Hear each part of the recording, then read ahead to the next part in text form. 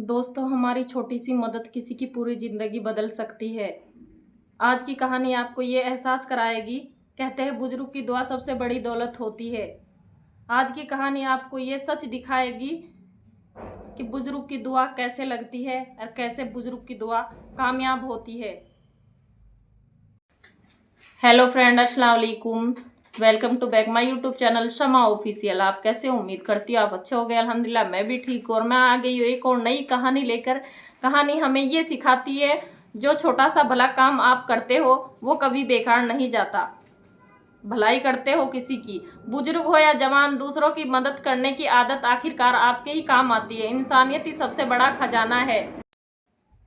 चलिए हम कहानी शुरू करते हैं। एक छोटे से गांव में एक बुजुर्ग अम्मा रहती थी। उनका कोई नहीं था, खुद का गुजारा दूसरों के घर में काम करके चलता था। लेकिन वो हर एक दिन एक नया नियम निभाती थी। अपने खाने से पहले एक रोटी किसी भूखों को दे देती थी। लोग हंसते, अम्मा खुद भूखी रहती है और दूसरों को खिलाती हो। अम्मी बस मुस्कुराते हुए बोली, बेटा ये रोटी नहीं है, ये मेरी दुआ है और दुआ हमेशा लौट कर आती है। एक दिन गांव में बाढ़ आ गई। अम्मा का घर बह गया, सब कुछ खत्म हो गया। वो मंदिर के बाहर बैठी थी, आंखों में आंसू। तभी एक ट्रक रुका। उसमें बैठा एक नौजवान उतरा और बोला, अम्मा आपने मुझे पहचाना? आप मुझे पहचानोगी मैं कौन हूं? अम्मा तो पहचान ही नहीं रही थी, ये कौन है। बचपन में रोज भूखा आपके दरवाजे पर आता था। आपकी दी हुई एक रोटी ने मुझे बड़ा किया है। आज मेरी अपनी रेस्टोरेंट चैन है। तो लड़के ने अपना रेस्टोरेंट चैन बना लिया और अम्मा ने फिर भी उसको नहीं पहचाना। अब आपकी बारी है अम्मा, आप मेरे साथ चलिए। लड़का कहता है, आप मेरे साथ चलिए, अब आपकी बारी है। अम्मी की आंखें नम हो गई।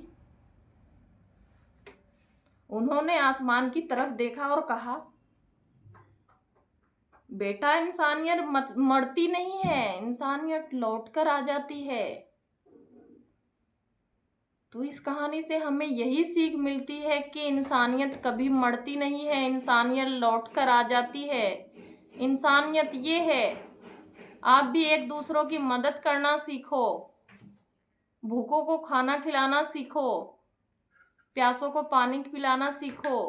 देखो कितनी अच्छी कहानी है ये। हमें कहानी ये सीख देती है कि देखो इंसानियत कभी मरती नहीं है।